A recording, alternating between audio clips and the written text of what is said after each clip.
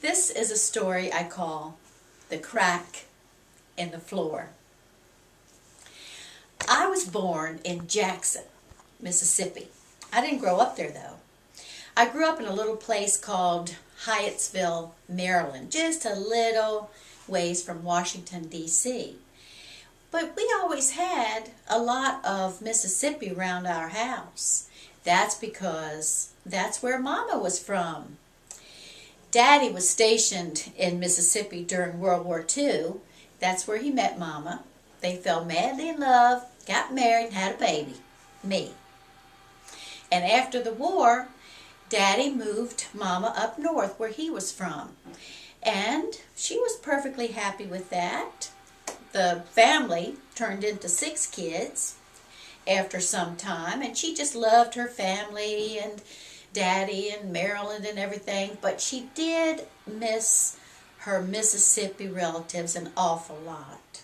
So every summer we would be piled into the car during our summer vacation, and we would go to Mississippi. And none of us kids liked it either, because it was a long drive. And we were squished in that car like so many sardines. I don't even know how we fit in that car now to think of it. All 8 of us. Daddy sat in the front, he was the driver, and Mama sat next to him, and she held our little baby sister, Chrissy, in her lap. And in the back seat, there was Roger, Shelby, me, Jimmy, and Tommy. 5 of us.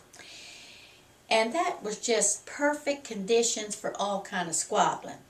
Well, we would be quiet for a little while, because we were herded into the car even before the sun came up, and we were all half asleep. But, as we began waking up, it would start. Daddy, Jimmy's looking at me. And Daddy would say, yo kids, be quiet back there. And we would be. We'd be quiet for a little while. And besides, we had our own nonverbal ways of communicating. Something like this. And we would just irritate each other to pieces.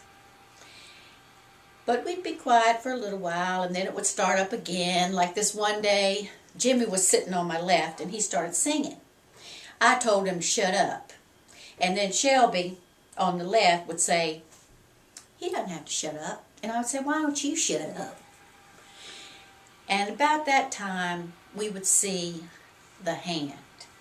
Daddy would hold on to the steering wheel with his left hand, and with his right hand, he would swat at us in the back seat. Of course, he couldn't really hit us. He couldn't really get to us that way. But we made a game out of it. We would try to push each other into the path of the hand, and sooner or later, one of us would get a smack. And we would holler like we were being killed. Ow! And this would go on for the whole trip. Little squabbling, little quiet, little squabbling, see the hand, and finally we would get there. Well, I am not proud of it, but when I was a kid, I thought the Mississippi relatives were a little weird. For one thing, it was their names. They all had these long names. It was so hard to keep track of them. And this one year, Mama said that I was going to be staying with her sister, Aunt Hattie Jane Clatterbuck. And Aunt Hattie Jane was married to Uncle George. And the men in that family had the same first and middle name. So he was Uncle George Clatterbuck. And then they had one son. His name was Ralph. Of course, his name was Ralph. And we used to laugh and giggle and make fun of him. It was so mean. Because if you say it really loud and fast, it sounds like you're barking. Ralph, Ralph, Ralph, Ralph. That was bad. We really shouldn't have done that.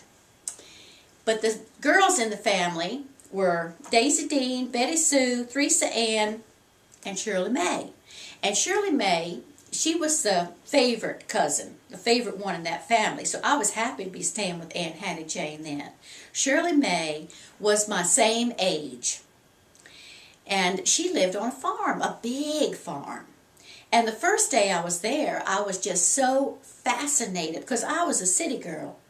And I had never seen these farm animals, and she had cows and pigs and chickens and all kind of goats and horses, and it was just a thrill to walk around the farm and see all that. And everything was going really good until I had to go to the bathroom.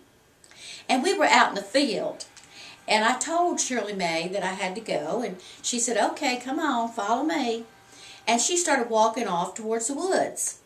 And I said, Shirley Mae, I told you I have to go to the bathroom. Why are you walking away from the house? And she said, well, the bathroom isn't in the house, silly. Everybody knows that. And I thought it was some kind of a joke. But I followed her. And she took me to this old rotten looking, fallen down shack. And she said, there it is. And I said, there's what? She said, that's our bathroom. Go on in. So I thought, okay, I'll go along with the joke. And I opened up the door, and one whiff sent me rolling backwards. I was gagging. I said, Shirley Mae, I can't go in there. It stinks. I'll throw up. And she said, well, if you're going to be so prissy about it, you could just go off in the woods. And I said, well, I guess I'll have to. And I started stomping off towards the woods. And this gang of chickens started following me. And I know this might sound a little weird to people who lived on a farm, but I was afraid of them. I'd never seen real live chickens, and they have pointy little beaks. I just couldn't. So I just tried to shoo them away, but they wouldn't shoo. And then I thought, well, okay, I'll outrun them. So I took off running. And they just kept up with me. I couldn't get rid of the daggone things. But finally, I had to take care of business. So I stooped down, and those demon chickens started pecking on my bare behind. It was so degrading. Oh, I told Shirley Mae, I said, I don't know if I can stay with you, if I've got to put up with this. And she said, oh, don't worry about it. And I was sure that I would not have to go for the rest of the summer, but I did that night. And Shirley Mae had told me, she said, don't worry, if you have to go in the middle of the night, just wake me up and I will go with you. Well, she was true to her word. I shook her when I had to go, and she said, okay, come on, follow me. So she took me into what they called their dining room. And she went over to the back farthest corner of the room, and she pointed. And I said, Shirley Mae, what are you doing? She said, if you look really close there, there is a crack in the floor, and that's where we go at night. And then she started going back to bed before I could even open my mouth to say, are you kidding? But before she left the room, she said, whatever you do, don't let Daddy find out. He doesn't like us to do it because he said it makes a house stink. Then she was gone. So I stood there and I looked and I thought, okay, I have a choice. I can negotiate with that there crack, or I can go outside with those demon chickens. So I did it. I did the best I could, and I was a little afraid of Uncle George that he was going to find out, but he never said anything about it. And I tell you what, before the end of that summer, I became very good friends with that crack in the floor. Cute.